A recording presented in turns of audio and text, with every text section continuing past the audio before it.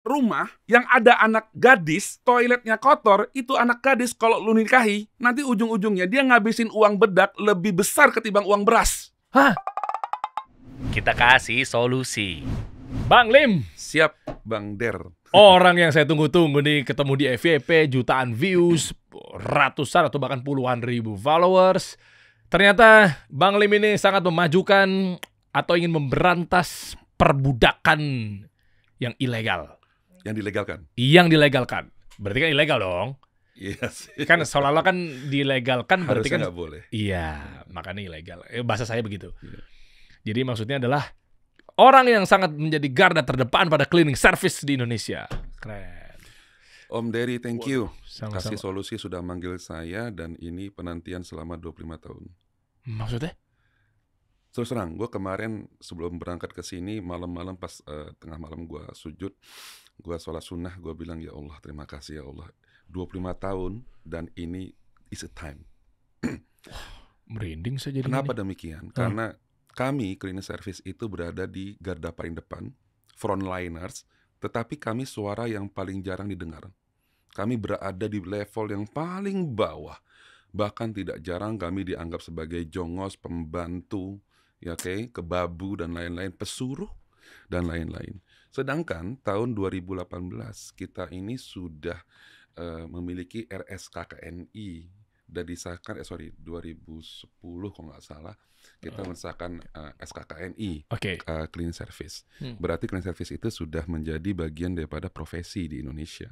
Pada saat itulah perjuangan kurang lebih oleh teman-teman Apklindo, ya, Asosiasi Perusahaan Clean Service Indonesia, sehingga para clean service Indonesia hari ini bisa dibayar UMK atau UMR. 25 tahun Anda berjuang, tapi ujung-ujungnya masih banyak sekali yang digaji cleaning service di Indonesia. 1,5 juta ada saat ini. Subhanallah. Makanya gue bikin konten di sini, gue bilang cleaning service is the different with office boy.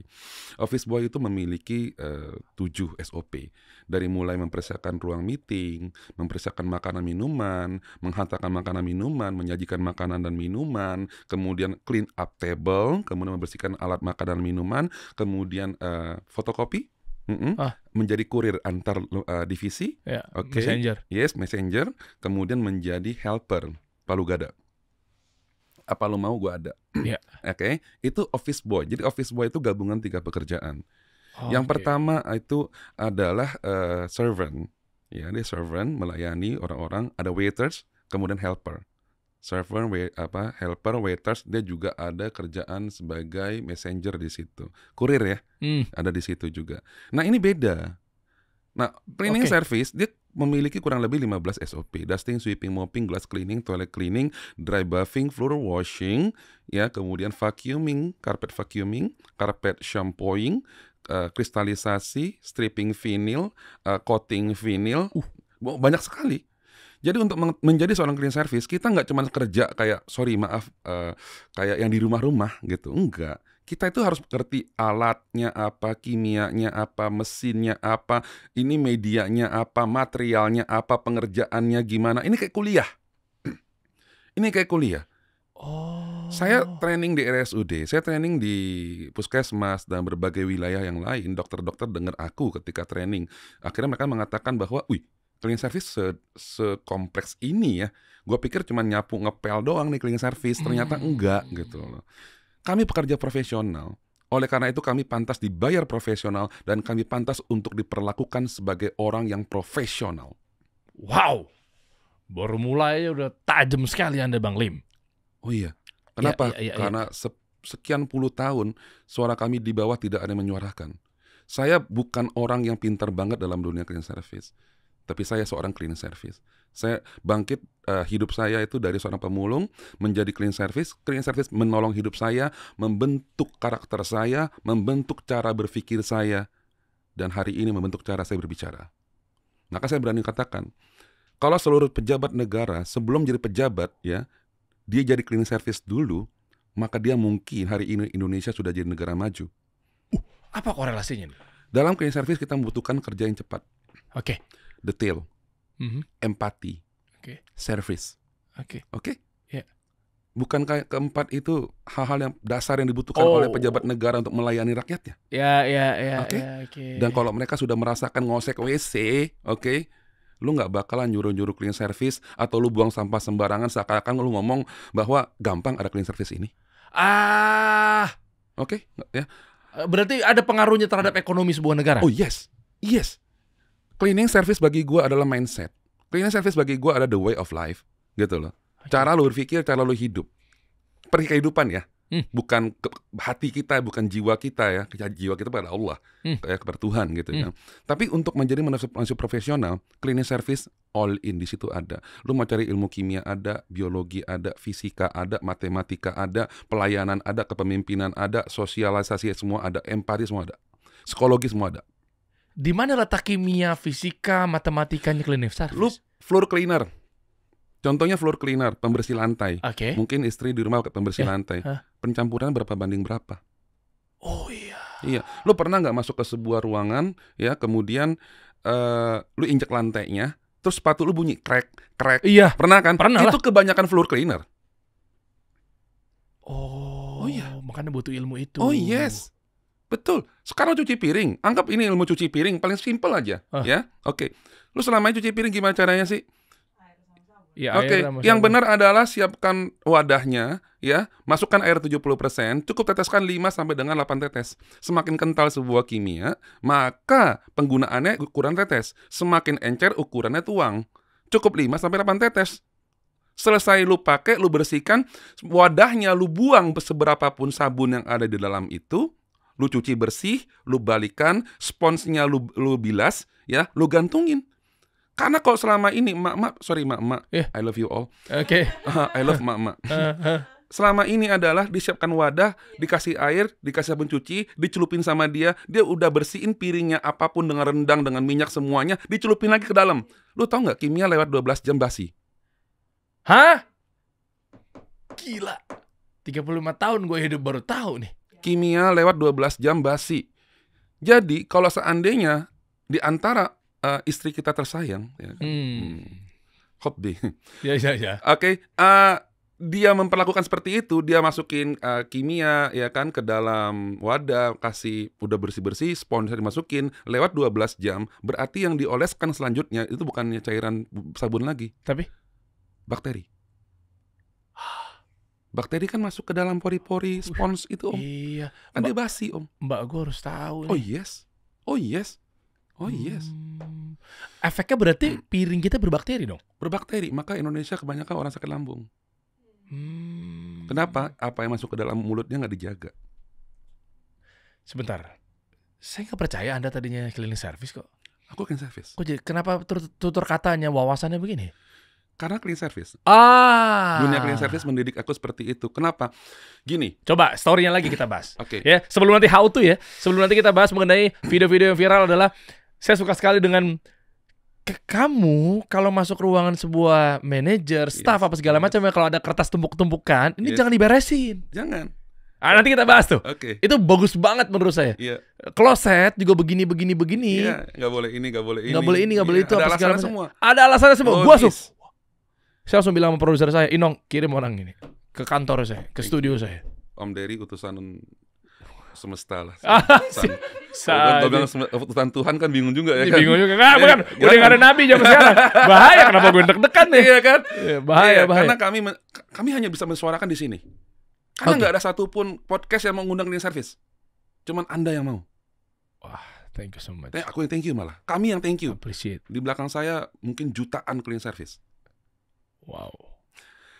Oke. Om, gini. Ya, kita bahas dari kisahnya dulu nih, penasaran sampai membentuk Anda sampai tahap ini. Sebelum kita ke how to ya. Yes. Sebelum cleaning service gimana sih cara naik kelas? Tujuan itu. Saya ngundang Anda gimana caranya cleaning service dipandang sama sebuah perusahaan, BUMN sekalipun. Pertanyaan saya, masih ada nggak BUMN yang menggaji cleaning service di bawah UMR? Ada.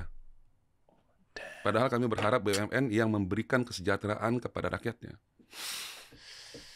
Nah, itu dia tuh. Gunanya Anda di sini gimana caranya mengangkat naik kelas eskalasinya cleaning service. Tapi sebelumnya saya mau cerita Anda dulu nih. Dari tahun berapa Bang Ling? Ceritanya gimana tuh? Saya dari SMP, SMA udah kalau ke sekolah itu jualan apa? Di Jakarta. Di Tangerang. Oke. Di Tangerang, saya waktu itu di satu sekolah, kemudian kalau pulang itu pasti jualan kue, ya kan.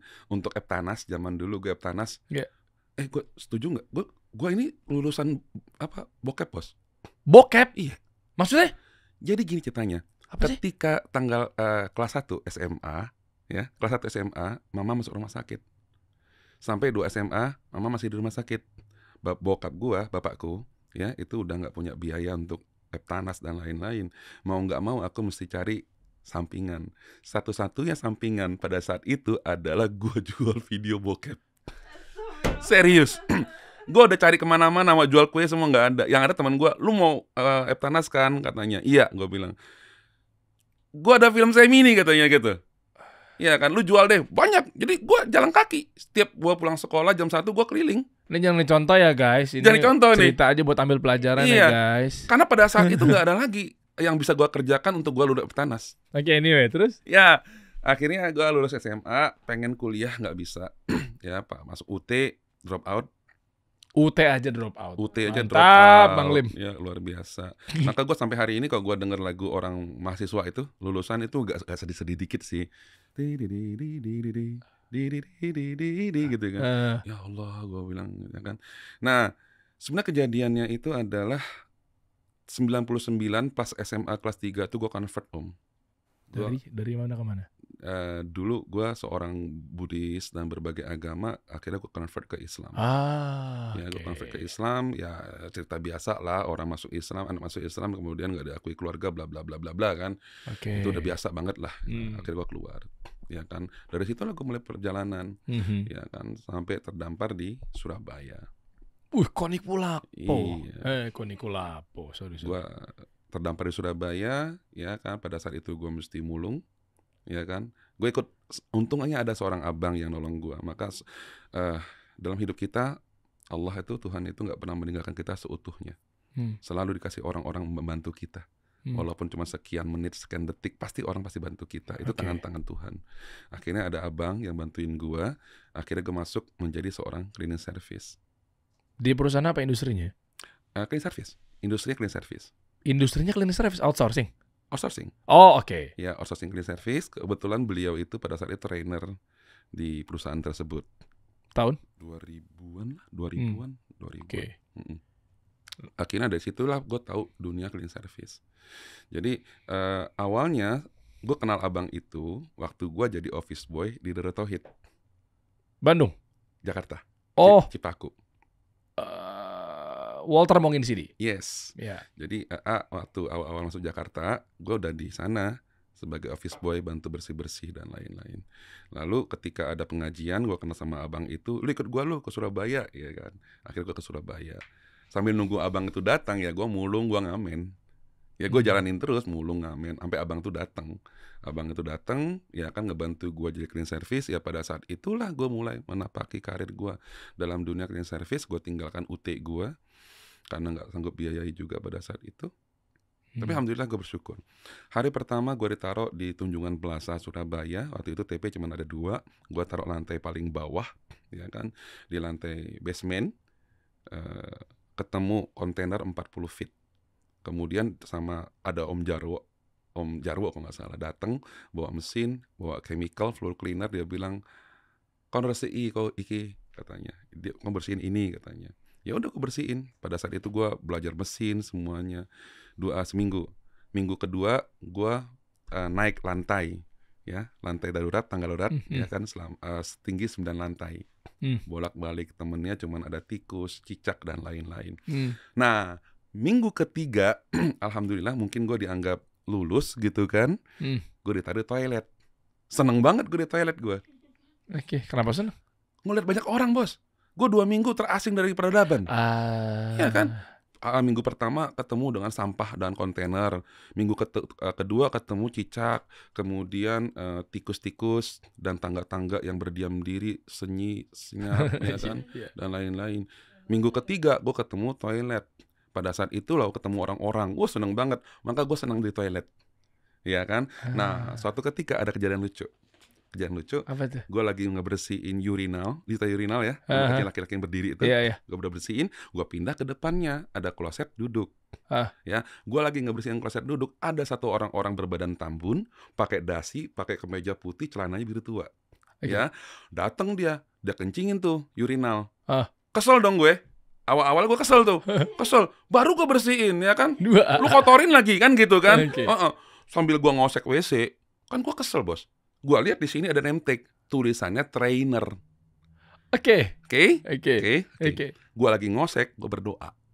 Ya Allah, ini orang ngencingin urinal gue bilang. Ya Allah, jadikan aku seperti dia. Aku pengen jadi trainer ya Allah. Bahkan lebih bagus ketimbang dia, aku bilang. Gue berdoa di kloset sambil ngosek. Dan gue nggak tahu trainer itu apaan. Gue nggak tahu trainer itu apaan.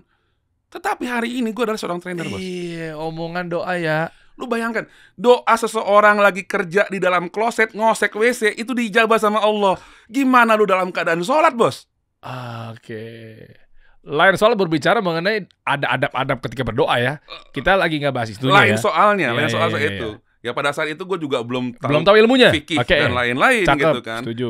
Yang gue tahu cuman ya Allah gitu aja gitu. Yeah. Ya Allah tuh orang gini-gini gitu kan. Udah. Oke. Selesai. Akhirnya Interesting. dari situ gue kerja, gue tinggal di daerah ada Masjid Al-Akbar Surabaya.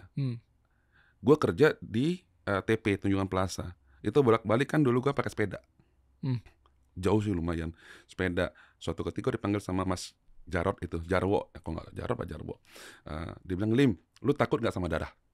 Enggak Pak. Yaudah, minggu depan kau pindah ke rumah sakit pelabuhan katanya. Gaji gue naik dari 7.500 per hari menjadi 13.500 per hari. Oke. Ya kan. Nah disitulah gue belajar tentang ilmu rumah sakit. Oke. Maka beberapa part of my life gitu ya, gue temuin bahwa lu kalau ketemu orang yang killer, yang mulutnya tuh bawel banget, ya kan, suruh lu ini kayak kejam banget ya, deketin terus dia, tempelin terus dia, jangan dibenci tuh orang. Kenapa? Itu ilmunya paling banyak. Dia sedang mendidik kita. Jadi kalau lu lagi dididik, lu baperan, lu mental. Jangan baperan kalau dididik sama orang. Keren. Cara gue belajar begitu, Tahu dari mana insight itu? Jadi ceritanya gini, gue waktu masuk rumah sakit itu, gue ketemu housekeeper. Housekeeper itu killernya minta ampun, nyuruh gue macam-macam, gitu loh. Gue ketemu supervisor, gila-gilaan juga. Jadi gue ada hekfobia. Gue takut ketinggian. Tiba-tiba gue diminta bersihin lampu yang tingginya kurang lebih 4 meter ke atas, pakai steger, bos. Ya kan?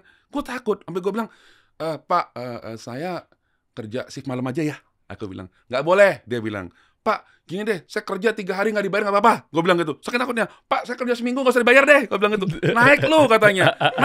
Naik ke atas, ya kan? Nih gue ajarin cara ngebersihin lampu kristal katanya. Tapi sambil digoyang-goyang dulu tuh. Lu naik, duduk, ya, terus digoyang-goyang. Yo, gitu. Jadi dia satu hari dia hanya mentreatment aku supaya aku nggak takut ketinggian. Itu supervisor gue hebatnya luar biasa.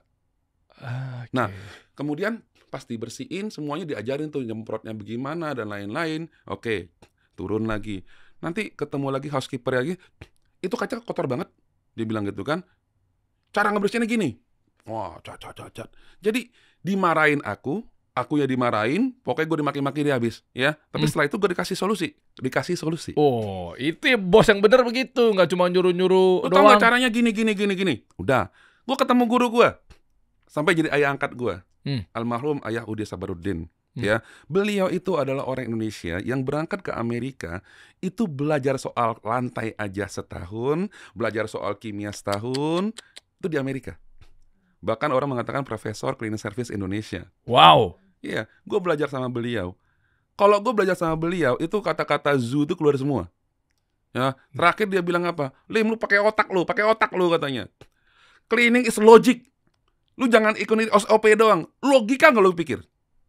Dia modelnya seperti itu. Maka gaya yang sekarang gue sampaikan ke kelas-kelas gue tuh gaya beliau. Gitu. Ke bawah gaya-gaya beliau. Iya.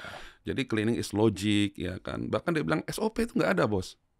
Nah gimana kan berjalan? SOP itu nggak ada. Yang penting area tuh bersih, nggak melukai, permukaan beres. Oh iya sih. Oh iya dong. Ya ujung-ujungnya itu sih. Modelnya begitu. Jadi sekarang aku punya guru 5. Selama perjalanan cleaning service aku punya guru 5. Ada guru ya dari Eropa ya, ada orang dari Jerman, kemudian juga ada yang dari India, ada dari China, ada dari Indonesia ya, kemudian ada yang dari Amerika. Oke, lulusan-lulusan dari situ. Ini SOP-nya beda-beda, saling bertabrakan. Kemudian semua SOP itu gue gabungkan, gue simplify, itu yang gue jadikan Bang Lim's Cleaning System. Di pelatihan ini? Yes, Oke. di pelatihan ini. Jadi agak beda-beda dikit standarnya begitu loh. Oh, jadi pakai learning nih, yang mahal justru ini. Nggak ada di kampus. Nggak ada kamusnya emang. Iya. Iya. Oke. Nah, sudah selesai. Dari situ gue jadi cleaning service, kemudian akhirnya gue dari abang itu ada tawaran dari Agim. Agim untuk megang DTSP, Darut Tauhid Service Provider. Ya, meganglah kita di Darut Tauhid Service Provider. Jadi cleaning service gue di situ. Nah, entah kenapa dari cleaning service gue naik lagi tiba-tiba jadi manajer, dari ini jadi HRD gitu kan. Nah, abis itu gue dari DTSP, dari Darut Tauhid gue pindah lagi ke Banten. Ujung-ujung jadi GM. Berarti udah melupakan dunia cleaning service dong? Bukan gitu ya? Enggak. Tapi apa prioritasnya adalah cleaning service? Basicnya gue dari seorang cleaning service, naik leader, supervisor, kemudian menjadi manager, ya kan? Akhirnya ujung-ujungnya jadi GM. Gue dari A sampai Z dunia cleaning service itu gue naik di semua situ. Headnya siapa ya Bang ya? Maksudnya kayak si levelnya siapa ya? Apakah langsung ke GA, General Affair atau? Gini.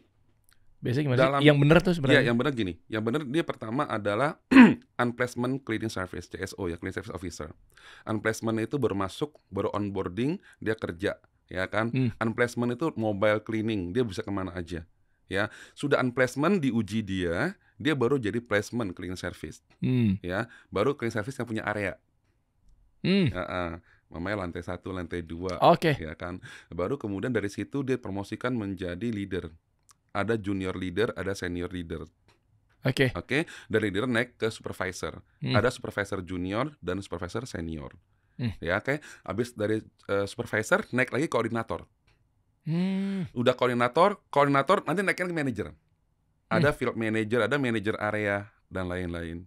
Oke. Nanti naik lagi baru ke area manager operasional, naik lagi baru ke general manager. Oh, ke situ jenjang karirnya. Berarti cleaning service ada masa depannya dong? Banyak, besar. Tergantung perusahaan itu. Seberapa besar dia ekspansinya. Gini, satu perusahaan cleaning service harusnya menguasai 5 area minimum. Pertama pabrik, yang kedua sekolah, ketiga adalah perkantoran, keempat adalah mall, yang kelima adalah rumah sakit. Kalau dia udah punya 5 area tersebut, maka dia udah lengkap menjadi cleaning service. Karena 5 area itu penanganannya beda-beda. Wah, dahsyat. Gila. Gitu. Nah, selesai tahun 2015 ya. 2015 gue selesai jadi GM, gue berhenti. Gue bilang, iya, kenapa berhenti? Karena ujung-ujungnya adalah gue mesti jadi owner. Setelah GM, owner. Ya kenapa nggak mau jadi owner? Enggak. Passion gue bukan di owner. Maka kalau seandainya kita menjadi owner perusahaan cleaning service yang salah, tanda kutip, ya, maka ujung-ujungnya adalah perbudakan yang dilegalkan. Tapi dengan adanya Anda di owner kan bisa bikin sistem. Gue tahu cara permainan di dalamnya, gitu loh. Bahwa untuk awal-awal memang butuh dana besar ya dan lain-lain, dan gue nggak punya dana itu. Gue nggak punya dana dari itu arus kas. Iya, gue nggak punya modal itu. Ya. Oke, gue nggak punya modal itu, satu. Yang kedua adalah gue passionnya di ngajar. Passion gue di ngajar, dan pada saat itu belum ada training cleaning service. Lalu gue buka lah di toko bagus, ya kan, dengan modal 10.000, gue kirim flyer, training cleaning service, ya. Kenapa? Di situ gue sempilin ada motivation, ada inspiration. Kenapa? Pada saat masa-masa itu, ya, cleaning service adalah orang yang paling jauh dari arus motivasi. Orang yang bisa training dengan motivator kayak Andri Wongso, bla bla bla, yang lainnya, itu orang-orang yang punya dana. Ya, maka caranya gimana? Caranya gue belajar ilmu dari sini, gue ambil tarik ke bawah. Gue berikan kepada mereka. Pada saat itu kan belum ada TikTok, Instagram, Facebook dan lain-lain, Bos. Ya kan? Mereka masih senyap semuanya. Nah, caranya gimana? Buku-buku mereka gue pelajari, kemudian gue pelajari mereka dari TV pada saat itu dan lain-lain. Ini gue simpulkan, gue ambil sarinya, gue kasih ke cleaning service. Biar cleaning service juga bisa naik. Karena yang paling utama bukan tentang alat kimia mesin, bukan dalam metode kerja. Yang paling utama adalah motivasi kerja dalam seseorang. Alat kimia mesinnya lengkap, metodenya ada, SOP-nya bagus. Kalau orang itu nggak punya motivasi kerja, buat apa? Buat apa? Gitu kan? Oke. Nah, pada saat itu gue masukin flyer gue dan alhasil 6 bulan gue nggak kerja. Karena nggak ada yang mau. Oke. Lu bayangkan, pada saat itu ya gue buka perusahaan gue Smart Nusa itu, CV Smart Nusa itu, cleaning service supervisornya baru dibayar kurang lebih 500.000 per bulan. Cleaning service-nya itu dibayar 250.000 per bulan. Siapa yang mau training orangnya? Maka teman-teman trainer gua pada saat itu bilang, apa Lim, lu gila? Mendingan lu jadi motivator. Kenapa? Motivator bayaran gede. Lu jadi trainer cleaning service, dari mana? Siapa yang mau bayar lu? Siapa mau ngundang lu? Di samping itu juga begitu lo jadi cleaning service, ngapain gue per bulan 500.000? Iya. Kalau motivator bisnis, gue belajar bisnis, ada potensi gue buka bisnis. Kalau ini buat ngelamar cleaning service gitu misalnya di perusahaan. Cleaning service pada saat itu sangat buruk sekali citranya. Hanya gini, nggak ada anak kecil yang bercita-cita kayak Susan, ya kan, zaman Susan ya, ya kan, pengen jadi cleaning service. Nggak ada. Semua orang jadi cleaning service itu terpaksa. Gak ada orang bercita-cita pengen jadi cleaning service. Semua orang jadi cleaning service itu terpaksa. Jadi kebanyakan orang kerja jadi cleaning service, dia nggak memiliki the cleaner pride. Dia nggak punya kebanggaan jadi cleaning service. Lu mau mengharapkan apa dari seseorang yang nggak pernah mencintai pekerjaannya? Maka itu yang harus dibangun pertama kali. Build the people dulu. Orangnya dulu yang kita bangun. Mentalitasnya dulu yang kita bangun. Cleaning service ini bukan pekerjaan rendahan. Ini pekerjaan profesional. Nah, membuka mata Indonesia bahwa pekerjaan cleaning service bukan kerjaan rendahan, itu butuh waktu yang sangat lama, puluhan tahun. Oke? Nah, setelah Toko Bagus masuk, lu tau nggak yang ngundang gue bukan dari Indonesia, Bos? Timor Leste. Iya. Sore-sore gue masih ingat menjelang maghrib dia telepon, halo, ini Bang Lims, ini Susanto Salim, dia bilang gitu. Saya Rudi Castro. Saya dari Timor Leste, katanya. Bisa bantu saya, katanya gitu kan. Akhirnya gue berangkat sebulan ke Timor Leste. Jadi ceritanya gini, Timor Leste itu pada saat itu ya, masih ada UNHCR, Australia memperebutkan wilayah 13 distrik untuk megang area cleaning service. Gua dimasukkan di situ untuk mengajari mantan Kopassus. Mantan Kopassus yang ke Timor Leste. Bagaimana caranya cleaning service. Nah, alhamdulillah, qadarullah, pada saat itu dari 13 distrik kita dapat kurang lebih 7 distrik. Dan sampai hari ini udah semua 13 distrik. Majority ya pada awalnya ya? Iya, betul. Jadi pada saat itu gue ketemu tuh sama orang Australinya. Benci banget dia sama gue ya kan. Dia berpikir orang Indonesia gak bisa apa-apa. Dia berpikir Indonesia itu bodoh gitu loh. Gak ngerti cleaning service. Tapi ya itulah menjadi milestone gue pertama, bahwa apa? Gue pernah perang sama Australia di sana, sama orang-orang Australia ya, dalam standar cleaning service ya. Dan gue menang 7 di situ, gue bilang. Dan sampai hari ini masih berjalan. Akhirnya gue diundang sama Kiki Gusmao dan lain-lain. Akhirnya gue balik, kan dibayar dolar tuh pada saat itu. Gue balik, nah itulah jadi modal gue bisa bikin website, bisa beli laptop baru, beli printer, ya gue jalankan sendiri. Gue trainernya, gue manajernya, gue direkturnya, gue keuangannya, gue marketernya, kan semuanya all in, gitu kan. Ya gue jalankan. Sampai suatu ketika lagi, tiba-tiba pas maghrib, waktu itu gue masih ingat, customer service-nya itu bini gue sendiri. Maghrib lagi telepon, halo, ternyata bisa bantu saya, ya kan? Saya dari Kereta Api Indonesia. Saya butuh bantuan Anda. Akhirnya kita memulai revolusi kereta api selama 8 tahun di situ. Di bawah Menteri? Pak Jonan. Oh. Pak Jonan waktu itu masih menjadi direktur KAI. Iya. Ya, meminta anak-anak buahnya semuanya untuk mencari trainer dan konsultan ya kan untuk membenahi kereta api.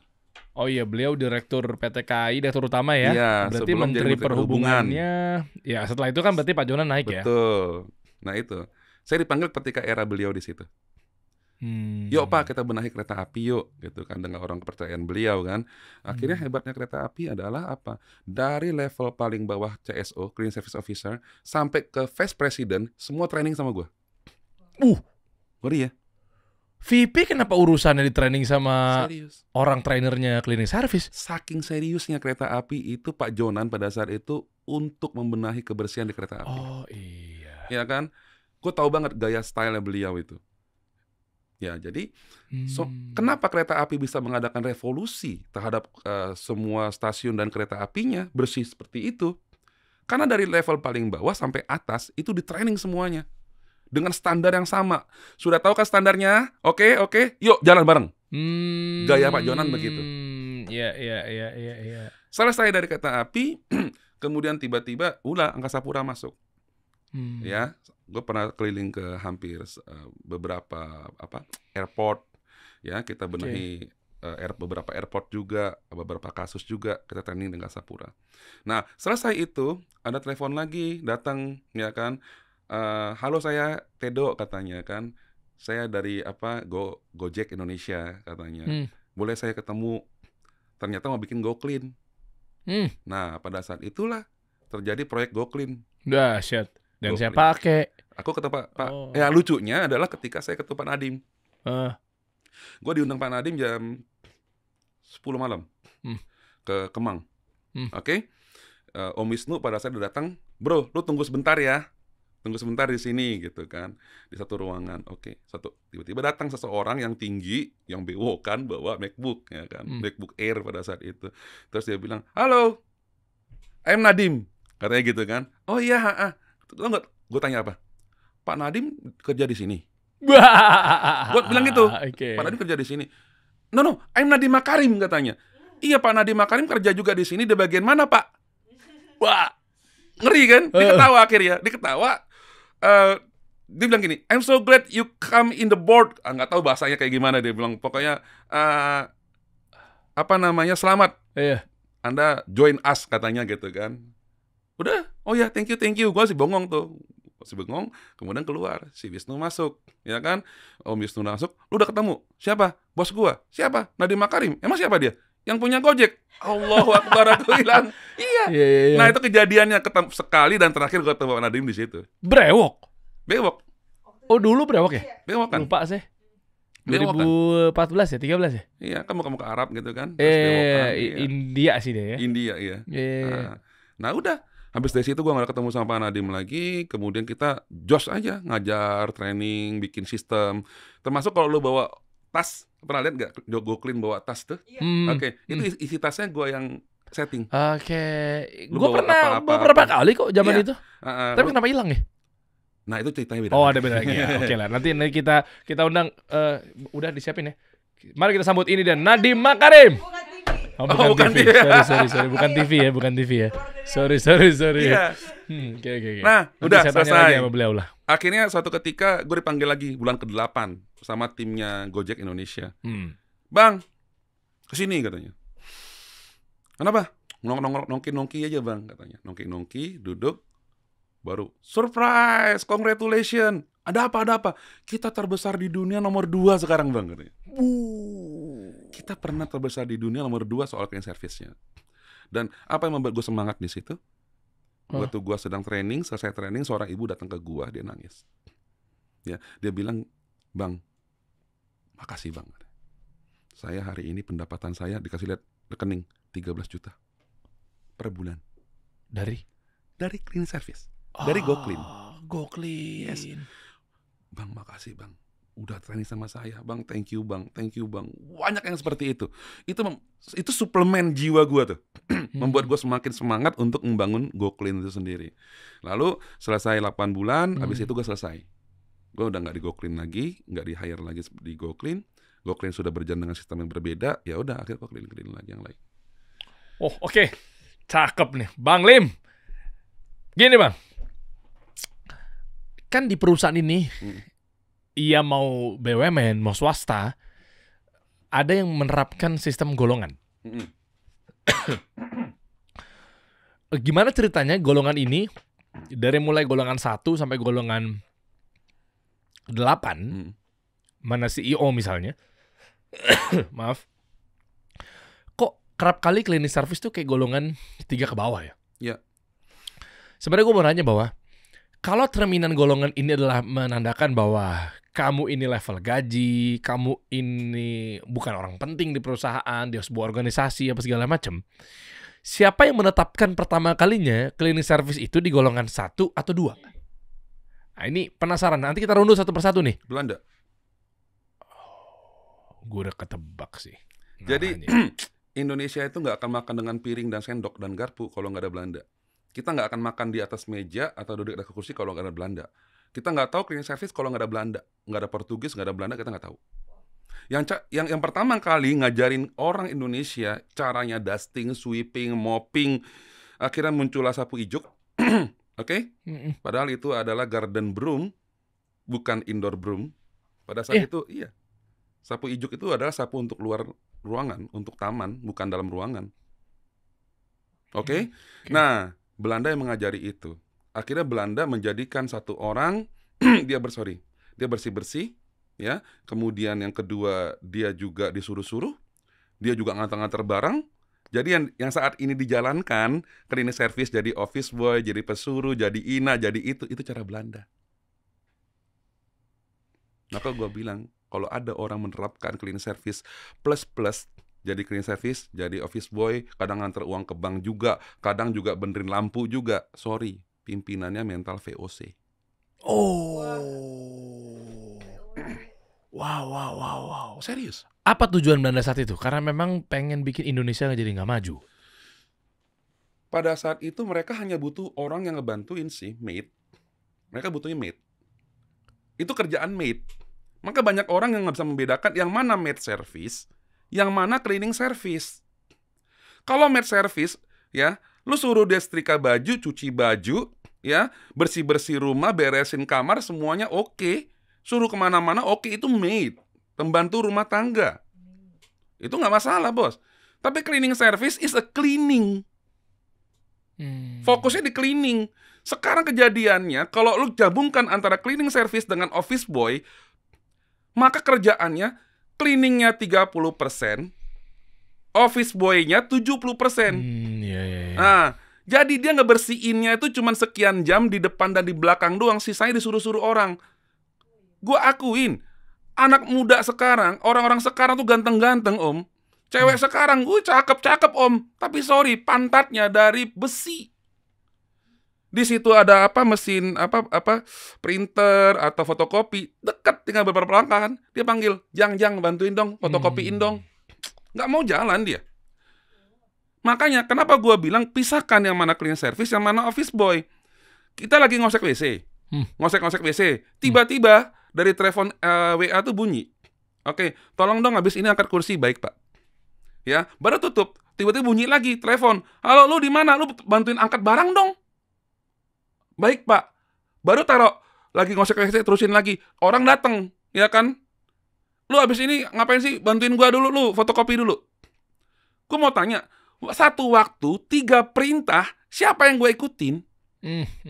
Satu. Kedua, kalau kerjaan office boy dan cleaning service itu digabungkan, oke, lagi ngosek-ngosek WC, ya kan, ditinggal, ketika gua jalankan 3 perintah orang tersebut, nanti ada orang yang keempat datang ngeliat toiletnya kotor, yang dimaki siapa? Yang ditegur siapa? Cleaning service. Itu dia.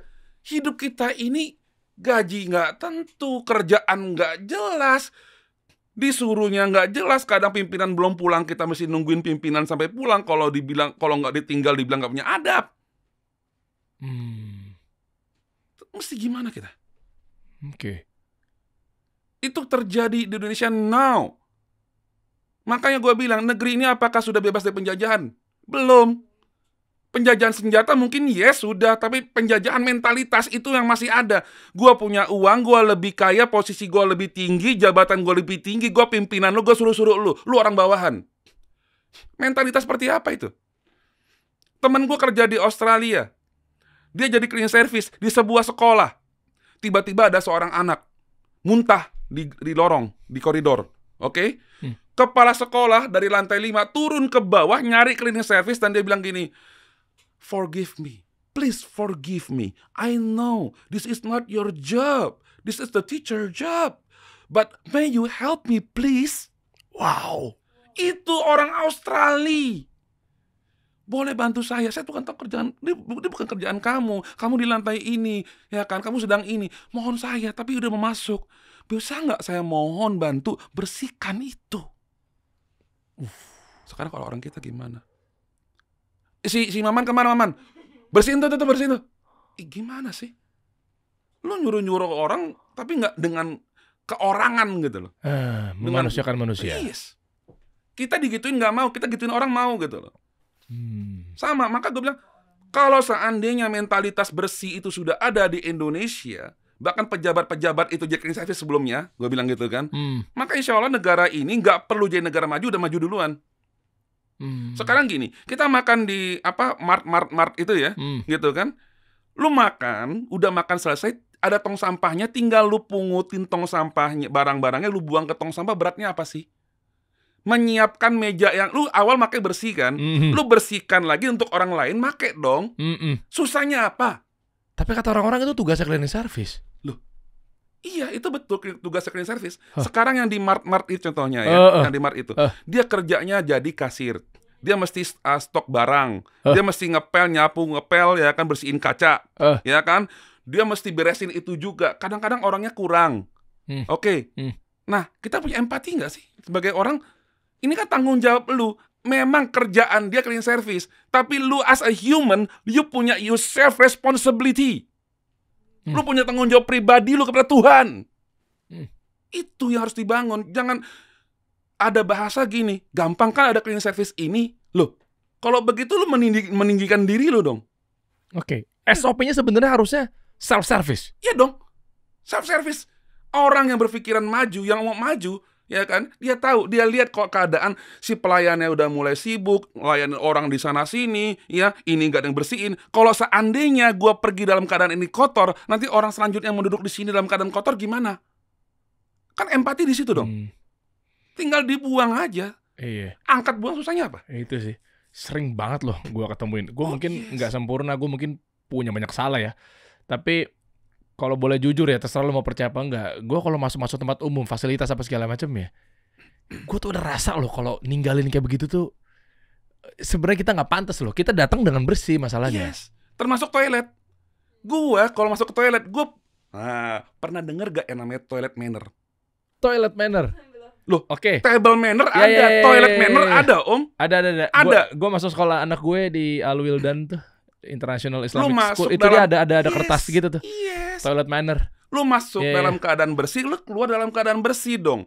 Jangan ketika lu pakai dalam keadaan bersih, lu keluar semua klosetnya dalam keadaan basah, lantainya basah, kemudian toilet papernya kemana-mana. Itu mencerminkan diri lu. Kebersihan itu adalah cerminan diri.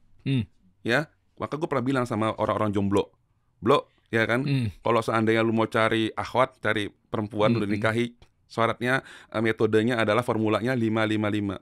5 menit pertama duduk, ya, ngobrol sama ibunya. Karena kalau lu mau nikahi anak perempuannya, maka lu harus deketi ibunya dulu.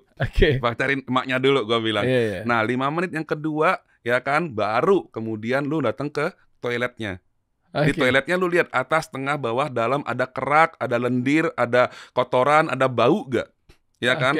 Kalau ada 5 menit yang terakhir, lu langsung izin sama emaknya, jangan balik lagi ke rumah itu. Why?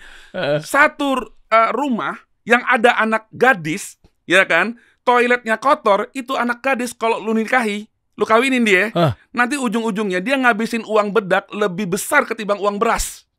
Hah? Apa nih korelasinya nih? Cakep nih. Bang Lim. Apa hubungannya maksudnya?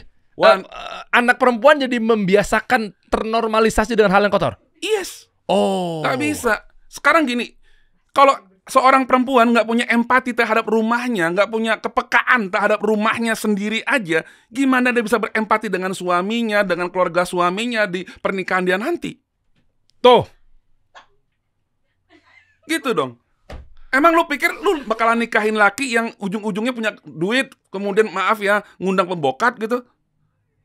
Kan enggak. Jorok, Tiara. Bersih Pak, bersih. Oh, bersih dia. Ya, sama Coba. kayak perempuan mamanya. Lu tau nggak perempuan selama ini melakukan hal yang sangat menjijikkan bagi gue? Apa tuh? Oh, apa tuh? Kok datang bulan? Oh iya. Gue tahu. Perempuan itu kalau seandainya datang bulan, tau kan, udah penuh tuh ya. Dia ambil pembalutnya, diambil, dimasukin ke kloset, disemprot sama dia, serot, udah gitu diperes. Diperes sama dia, dikucek, oke, dimasukin ke dalam plastik hitam, diikat, habis itu dibuang ke tong sampah. Padahal itu nggak boleh. Itu sampah B3. Kok lu tahu sih, Bang? Tahu lah. Emang caranya diperes begitu? Loh, Maaf bos, nih teman-teman. Ih, Emang serius? begitu? Iya. Nggak semua kali, tanya Bang. dia. Aku enggak. Ya, Nggak lu- semua. Soalnya aku penganut Jepang. Ini buat edukasi ya. Maaf, maksudnya pembalutnya Pembalut itu harusnya enggak. Pertanyaan gua kenapa? Emang ada yang diperes apa? Ada. Buat apa Om. diperes? Ya Allah, Om. Lu kata buat kompres. Ada jidat. juga udah keluar, langsung makin plastik, dibuang ke pinggir kali, ke kali. Aduh. Alasan tau nggak apa? Takut diguna-guna. Loh, ada Om. Ya. Yang kayak gitu ada. Ya, Gue di itu kelas, gua tahu. gue di kelas Ya, grassroots makanya itu kalau gua ada. kalau pembalut jangan dibuang kan ada yang gitu Iya. diguna-guna diapain Perempuan setan. rambutnya hati-hati, Iya, mamanya kukunya. Mitos-mitos begitu lah Iya ya. gitu Iya, kan. itu gua tahu. Bagi gue tuh nggak masuk akal. Gue bilang, Iya. lu ngotorin sungai lu, gue bilang, ya kan. Mm-mm. Dan kebanyakan yang gue temui itu, dan gue udah survei. Itu seperti itu caranya. Diperes sama dia, disemprot darah kotornya, diperes, masukin ke pelan plastik. Ya kan, baru kemudian. Ya, kalau ada perempuan yang enggak, berarti alhamdulillah mereka sudah berpikir sangat maju sekali, luar biasa. Anda sudah modern, Anda tahu hygiene. Maka harusnya, gue mau tanya, di sini dikasih solusi ada berapa karyawan wanita? Ada 10. 10 ya. Lu kasih Nggak tahu. ladies bin nggak? Kalau lu nggak kasih ladies bin, lu nggak menghormati emak lu nggak menghormati istri lu nggak menghormati anak-anak lu yang perempuan, adik lu yang perempuan. Gue yang kena nih berarti. Lo iyalah. Sekarang cara untuk Coba cek lu deh, ada nggak tuh? Nggak ada ya? nggak ada ladies Bikin bin. sekarang juga. Wih. Pada demen kan? Iya. Bikin. Kenapa ada ladies bin nih? Caranya gini. Mhm. Kan dia kalau pembalut itu kan ada 4 swing, ada 4 wing, 1 2 3 4, ya. Jadi ketika dia buka begini, ya kan? Itu langsung dibuang, injek, buang ke ladies bin. Ladies binnya harus plastik warna kuning. Plastik medis. Kenapa kuning? Kuning itu warna infeksius. Dalam cleaning itu ada 4 warna. Warna biru untuk area umum, warna merah untuk toilet, warna hijau untuk food area, warna kuning untuk infeksius, area infeksius. Oke. Ya, jadi kotoran darah wanita bagi gua itu adalah sampah B3. Dia harus dibuang ke plastik warna kuning. Ujung-ujungnya nanti tiap minggu atau tiap 3 hari sekali itu dibakar. Masukkan ke dalam insinerator. Jadi dia nggak perlu meres-meres lagi, dia nggak perlu macam-macam, dia tinggal buang, injek, buang. Itulah fungsi ladies bin. Jadi selama ini lu yang pindahin ke plastik kuning dong, Bang? Iya. Gua pernah ngorek lantai yang mampet ya kan gara-gara softtek dibuang ke situ. Softtek masuk ke pembuangan itu. Iya, ke kloset. Kenapa ke situ masuknya? Gua udah lewatin semuanya, Om. Masuk ke situ. Jatuh kali ya? Udah enggak sengaja dimasukin. Bahlul. Kenapa dimasukin ke situ? Tanya teman-teman. Karena ada tempat sampah. Iya, tapi dimasukin ke situ. Buat apa? Mungkin dia jijik. Gua yang ngerjain kloset, Om. Kita kan punya alat untuk supaya kloset plong ya. Pelancar kloset itu panjangnya 30 meter, dimasukin kawat begitu kan. Pas diangkat itu pembalut. Ya Allah. Zaman dulu nggak ada alat itu, gua jogrok pakai adalah sedot WC itu ya. Semakin dikocok, semakin keluar tuh fesesnya tuh. Tai semua keluar sampai semata kaki. Ya gua bersihin. Kok tai masuk di situ sih? Masuk ke pembuangan ya? Bego juga yang pakai, kesel gue. Banyak yang Kan ada toilet, banyak yang kayak gitu. ada WC maksudnya ya. Ada tong sampah. Dia ngapain di situ? Iya, banyak. Mampet kali WC-nya, toiletnya, apa? Iya, mampetnya gara-gara pembalut. Gara-gara pembalut. Nah, itu dia tuh. Oh. Aduh. Makanya suka di balik toilet kan ada tulisan jangan masukin. Ya, jangan masukin pembalut, Iya. tisu, puntung rokok. Yes. Nah, sekarang ngomong-ngomong barusan ya. Gue mau tanya, lu kalau masuk ke toilet kan ada yang bulat ya? Tisu roll. Bulut apa? Oh ya, Tisu roll. Nama aslinya apa? Tisu roll. Iya. tisu gulung, tilung. Tilung. Tisu Nama nggak tahu aslinya gue. adalah toilet paper. Oke. Ya itu kan di bahasa Inggrisin doang. Iya, Bang. nama aslinya kan aslinya dari sono. Oh iya. Iya. Nggak Oke. mungkin namanya Asep, gua namanya Richard kan? Iya, gitu. Oke. Jadi Terus dia apa toilet nih? paper. Terus? Gua mau tanya, toilet paper itu fungsinya buat apa? Buat ngelap yang di itu kali. Aduh. Berarti Inong salah nih buat ngelap itu. Buat ngelap pinggiran ya? Gua mau tanya, lu di rumah emang kalau udah cebok lu keringin pakai toilet paper? Oh iya. Dan toilet paper itu bukan untuk mengeringkan. Ada nggak barangnya sekarang di sini? Ada. Ada. Gua minta satu roll sama ini botol minum, air minum. Nah, cakep. Ya, kurangin air dulu ya, bukan Ya, buat jadi gua toilet minum. paper yang tisu yang bahannya agak beda kan ya? Tisu roll. Bukan iya. kayak tisu-tisu bukan roll. kayak tisu-tisu Tesa gitu kan? Mana yang tisu roll? Tisu roll yang buat di pecalain pinggir jalan ya? Iya lagi. Iya, Iya kan? makanya temen gue waktu itu gara-gara itu dari Australia nggak mau makan di warteg. Dia bilang kayak apa? I look a shit on the table katanya. Iya, I don't want it in here katanya. Iya, karena dia bilang ini di barang toilet tapi di atas meja makan. Iya ya. Gak mau dia. Itu undang-undang dari mana itu? Ada di meja makan pecel-pecel. Kadang-kadang dihias tuh oknum- ada lope. Iya. Padahal itu buat itu. Soalnya paling murah, Cebok. Pak. Ada botol nggak? Botol. Ini bukannya yang biasa? Botol minum. Enggak, yang agak kasar kan maksud. Ini enggak. Ini ya, ini iya, toilet paper. Iya. Ini toilet paper nih, ya. Oke. Nah, gue mau tanya, toilet paper tadi gue bilang buat apa? Buat cebok. Oke, boleh dibuang dulu nggak setengah? Boleh nih. Sini. Boleh. Coba seru nih. Segini setengah aja. Gila, ini belum kita bahas mengenai tugasnya ngebersihin berkas-berkas di kantor ya. Ah, belum. Nanti kita bahas ya, dikit lagi Sangat dalam sekali, Om. ya. Banyak banget. Coba. Lagi. Ih, lembut banget sih, udah. Nah, gua mau Ini tanya. gimana? Hah? Lulus nggak? Kalau ada yang mau minang dia nih, kedengar penuangan itu Gua ngaruh harus ke nggak? rumah dia dulu, Bos. Ngecek toiletnya ya? Iya. Iya. Nah, ini gue mau tanya. Tadi gue bilang buat cebok ya. Buat cebok. Buat cebok. Buangnya kemana? Mampus, kemana itu? Udah pakai nih ya. Gue pakai jet, apa sih jet wash? Iya. Anggaplah pakai Anggap itu. pakai itu. Buang Buangnya- kemana? Kan ada nya ya ke. Oh, nggak mungkin ke dalam ya? Kemana buangnya? Ke tong sampah lah. Tong sampah. Salah. Ke. Buangnya ke kloset. Oh, justru buang ke kloset ya? Iya. Gue nggak pernah pakai sih cebok pakai tisu sih. 35 tahun gue coba pakai. Nah, Oh, mampet nggak, Bang? gue gak mau jawab. Capek, gue kasih lihat aja. Tutupnya. Dia dibuangnya ke dalam kloset. Oh, hancur. Maka ini nggak ngapain lu pakai buat ngeringin. Semakin lu pakai ngeringin pantat lu keringin kloset lu, dia bakalan kering. Yang ada buyar. Iya, Iya apa buyar. enggak? Bener loh. Iya kan? Jadi ini bukan buat ngelap yang basah-basah, ini buat cebok. Kenapa cebok? Supaya nyerap cairan di feses itu lebih kuat. Inilah fungsinya toilet paper, buat cebok, bukan buat di atas meja makan. Iya. Nah, satu. Ada toilet towel. Kalau lu mau yang berkering-keringin semuanya, pakai toilet towel. Yang buat kadang-kadang di mana tuh? Wastafel. Iya. Ya, di wastafel di sini ada kayak tisu juga lu bilang. Iya. Nah, itulah toilet towel. Itu buat ngelap muka, buat ngelap Iya. tangan, semuanya. Kalau perempuan-perempuan mau ngelap itu, ambil dulu di wastafel, baru lu keringin di dalam. Oh iya, itu gue tahu tuh bener buat Sudah. muka. Ya, coba lihat bentar. Udah, ya kan? Bentar Bang Lim. Terus kalau buat makan, benja makan, lu tahu nggak? Lu pernah nggak lihat yang Livy yang dan lain-lain? Tahu. Merek lagi. Nggak apa-apa Livi. Yang kotak, yang Ya kotak. kotak putih tulisannya Ah, Livi. Itu bukan. Coba lihat. Ha. Andri. Banyak PR kamu Andri. Yang kotak segi 4, tahu kan? Yang segi Yang 4 tahu mana nggak? sih? Yang square.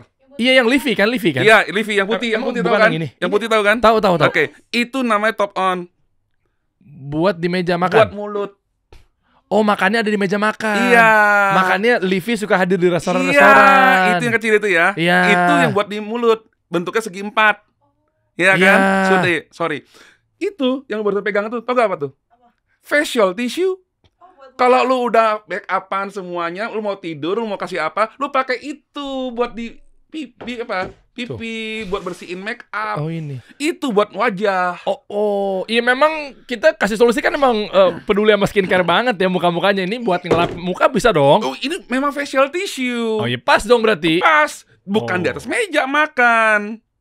Oh, Ini buat wanita-wanita di meja riasnya, tahu kan? Nah, Iya. gitu.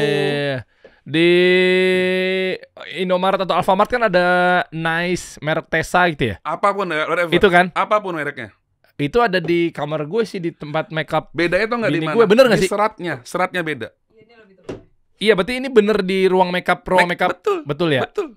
Kirain bini gue pakai buat cebok. Enggak kan? Bener Enggak, kan ini kan? benar Oh, ini benar nih. Iya. Aman Benar. dia, aman. Nah, lihat, ini baru sebagian sangat kecil dalam dunia clean service. Butuh ilmu kan? Iya. Oh iya, yang mana toilet, yang mana WC, water closet. Buat bos-bos BUMN di luaran sana. Oknum lah saya sebut. Begini ceritanya, kompleksitas yang tinggi, Anda tetap mau gaji 1,5 juta per bulan.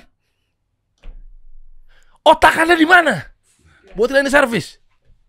Ada nggak tuh 1,5 juta per bulan? Ada. BUMN apa? Padahal saya cuma asal nebak.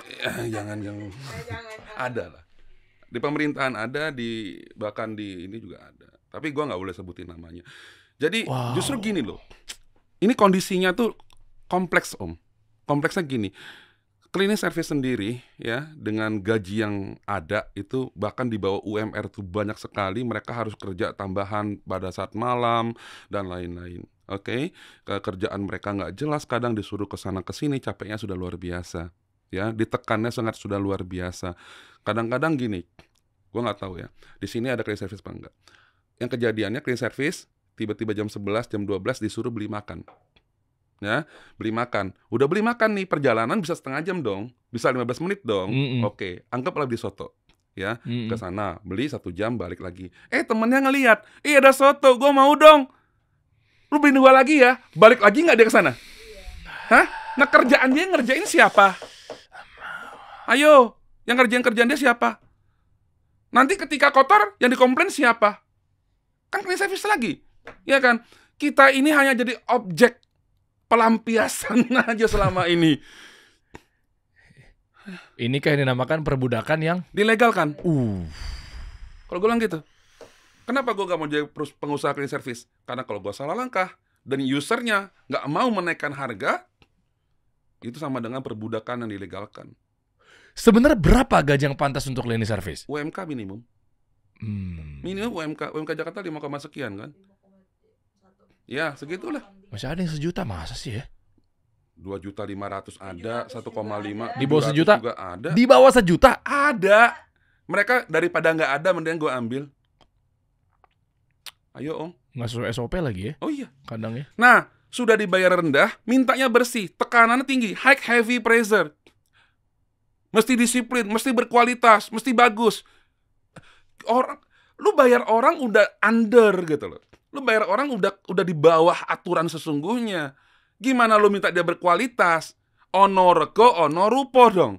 Ada harga, ada barang. Maka selama ini nggak heran banyak area-area yang dikerjakan sekedarnya saja. Kenapa? Alasan dari user adalah anggarannya nggak nyampe. Tapi lu jalan-jalan ke luar negeri nyampe. Lu studi banding kemana-mana nyampe. Gua bilang daripada anggaran itu dibuang keluar, buang ke orang dalam sendirilah, buang ke cleaning service-nya lah. Maka, tapi cleaning service itu adalah orang-orang yang luar biasa. Ya, lu lihat, sorry, teman-teman buruh demo ada? Ya, ada, security buruh. demo ada. Ada. Tanya, cleaning service demo ada nggak? Nggak ada. Belum pernah lihat lu cleaning service. Cleaning service itu orang yang paling nerimo. Dia orang paling terima keadaannya dan dia membantu luar biasa. Bahkan di beberapa rumah sakit, ya kan, cleaning service bantu membersihkan alat-alat medis. Padahal itu bukan SOP pekerjaan dia. Itu kerjaannya perawat. Kita nggak dilatih untuk itu. Tapi kita diminta juga untuk itu. Cleaning service diperbantukan di UGD. Buat pompa udara. Ya kan? Dan lain-lain. Kita tuh udah kayak job desk cleaning service. Ya, tapi yang mesti lu lakukan adalah serba bisa. Palu gada, apa lu mau, gua ada. Gini, mungkin ada beberapa orang menganggap satu orang dikasih kerjaan beberapa supaya dia belajar, dia menguasai berbagai keadaan gitu kan. Oh yes, dalam kerjaan non technical bisa. Untuk kerjaan berpikir bisa. Memahami akuntansi, memahami payroll, memahami soal teks. Ya, dan itu oke, nggak masalah, ya kan. Tapi ini kerjaan teknikal. Di mana gue mesti bergerak untuk ngebersihin itu. Yang ada tumpang tindih, bos. Gila. Saya ngundang Bang Lim di sini teman-teman semua biar melek ya, terutama buat saya sendiri belajar ya. Bagaimana cara memanusiakan manusia terhadap kali ini adalah konteksnya cleaning service. Ternyata sekompleks itu ya. Sekompleks Cleaning itu. service ya. Maka gue pernah bilang ada 5 ada 5 cleaning service yang harus kita hire, yang harus kita pekerjakan. Pertama itu adalah orang-orang duafa. Orang-orang duafa atau orang nggak mampu, ya, yang sekolahnya nggak tinggi dan lain-lain. Kedua, janda-janda, bukan janda-janda kembang, bos. Yang ditinggal oleh suami yang meninggal, anak yang masih kecil-kecil, dia mesti menghidupi, ya. Yang ketiga, anak-anak yatim yang bapaknya sudah nggak ada, emaknya sudah tua, adik-adik yang mesti disekolahin. Yang kelima adalah orang-orang difabel, ya, orang-orang tunarungu, tunawicara. Orang-orang difabel kaki mungkin, ya, maaf, tangan dan lain-lain. Itu pekerjaan mereka jauh lebih bagus. Orang-orang difabel bekerja cleaning service, kerjanya jauh lebih loyal, jauh lebih bersih, jauh lebih oke. Kenapa gitu ya? Karena mereka tahu kalau bukan lu yang ngerekrut gua, orang lain nggak mau rekrut gua. Yang terakhir ada orang-orang mau tobat. Mantan-mantan orang keluar dari sel, ya, narapidana yang orang-orang sudah antipati dengan dia, ya, itu orang yang harus kita bantu. Cleaning service itu adalah pekerjaan padat karya, Pak. Ya, kita merekrut pekerja yang paling banyak. Hampir hari ini ada 3.500 perusahaan cleaning service di Indonesia.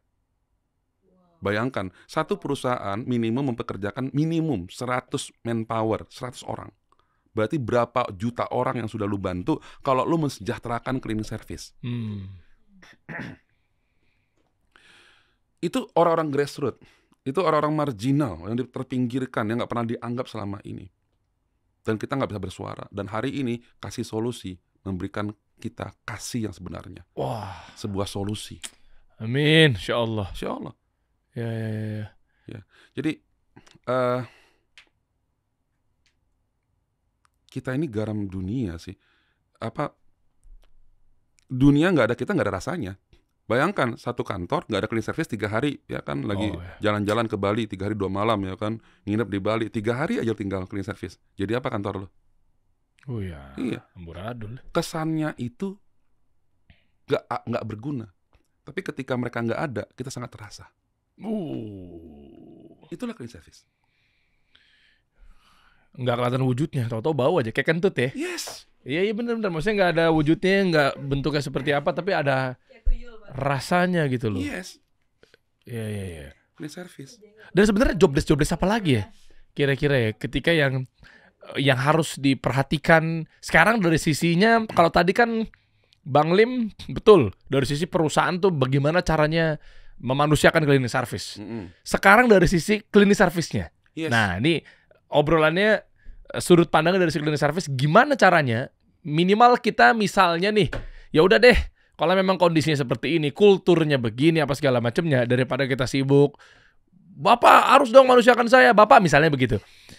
Ada nggak angle lain yang memang dari sudut pandang cleaning service-nya sehingga mereka bisa eskalasi, sehingga mereka bisa dipandang. Nah, makanya kan apakah memang cara nyusun dokumen, apakah memang cara nyapunya, cara ngepelnya, sehingga mereka melihat bahwa kayak, iya ya, ternyata lu tuh ada gunanya ya. Nah, misalnya begitu. Biar kepukul tuh para bos-bos luaran sana yang masih menganggap bahwa ini adalah sebelah mata gitu. Apa sih how to yang harus dilakukan oleh cleaning service? Yang pasti pertama adalah cleaning service itu dia harus proud to be a cleaning service. Ya. Dia bangga menjadi seorang cleaning service. Oke. Yang kedua adalah dia bisa upgrade dirinya. Karena memang gue akui bahwa banyak juga cleaning service yang merasa dirinya sudah cukup. Ya, dan banyak juga cleaning service yang isinya adalah nuntut aja. Nah, lu nanti bisa lihat di sosmed gue, itu komen-komenan tuh banyak sekali. Yang gue omong itu keluar semua di situ ntar. Gue belajar juga dari mereka. Ya, intinya adalah mencintai pekerjaan lu. Sesuatu yang lu cintai akan menghasilkan. Sesuatu yang nggak lu cintai tidak akan menghasilkan apa-apa. Gitu loh. Baru upgrading.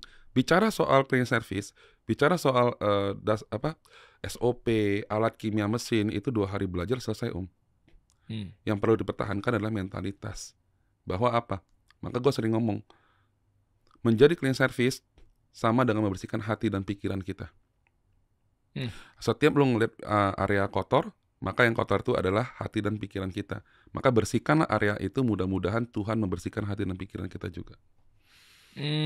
Paham gue, kayak ada kisah seperti yang kita dengar dari ustadz-ustadz gitu ya, katanya amalan paling kecil aja bisa menjadikan kita masuk surga kan. Apa itu ketika cerita itu kisahnya disampaikan oleh ustadz-ustadz itu kan, memindahkan duri yang ada di tengah jalan misalnya. Yes. Ya kan, seperti yang dikabarkan Rasulullah SAW gitu kan, cerita seperti itu kita kan pernah dengar gitu loh.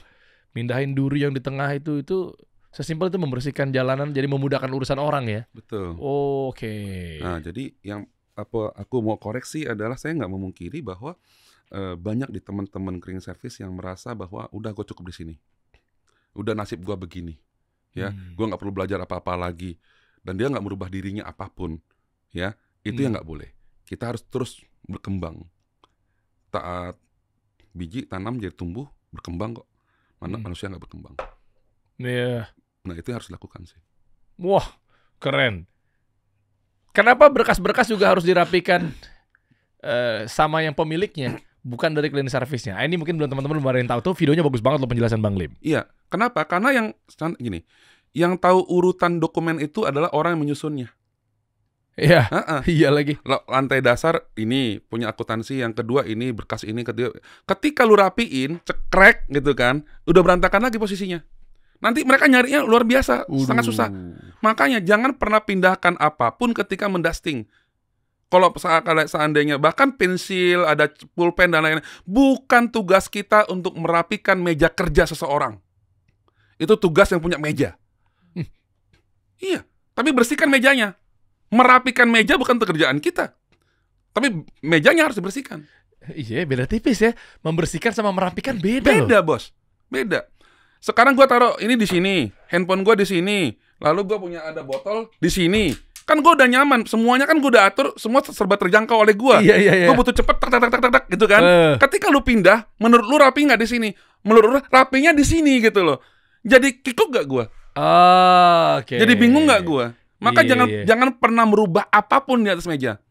Bersihkan mejanya, tapi jangan merubah apapun di atas meja. Kertasnya, dokumennya, pulpennya, semua jangan. Oke? Nah, karena pernah kejadian juga, ya. Jadi ketika dirapikan, gue bikin video itu gara-gara itu. Dirapikan dia begini, cekrek, ada cek ya 1 M lebih, jatuh ke bawah. Ya Allah. Nah, hilang. Kemudian sekretarisnya ditanya, loh, ceknya mana? Orang pertama kali masuk ruangan ini siapa? Jawabnya, Cleaning service. panggil orangnya. Aduh. Kamu tahu nggak ada kayak gini? Maaf Pak, saya nggak tahu Pak. Kamu rapiin kerja saya? Iya Pak. Kamu ketemu nggak surat ini? Kamu ngambil ya? Nggak Pak, masukin. Masuk dia. Masuk dihajar. Cuma rambut doang nggak sakit bos. Ini true story. Ini kisah nyata. Tapi udah hampir 15 tahun yang lalu sih. Ya, dihajar seminggu, oke? Dia nggak ngaku. Nggak, saya nggak ambil. Tiba-tiba ditemukan sekretarisnya di bawah meja. Nyempil di pojokan karpet. Ya itu suka nyelip. Udah ketemu. Pak, ini Pak ketemu. Dia udah dihajar. Dia ngaku. Terus begitu udah ketahuan ujung-ujungnya ternyata ceknya ketemu di bawah. Habis itu sementara cleaning service udah digebukin, itu gimana? Ya, abis itu gua nggak tahu kejadiannya gimana setelah itu ya. Informasi setelah itu nggak ada. Maka mulai hari itu gue bikin standar gue bahwa tidak boleh merapikan apapun di atas meja. Segitunya ternyata dokumennya. Makanya standarnya adalah meja lu yang rapiin, gue yang bersihin. Itu tuh standar itu. Jangan sentuh apapun di meja gue, jangan pindahkan apapun di meja gue. Itu tanggung jawab yang punya meja. Iya, namanya aja cleaning service ya, yang ngebersihin ya. Iya. Bukan merapihkan deh.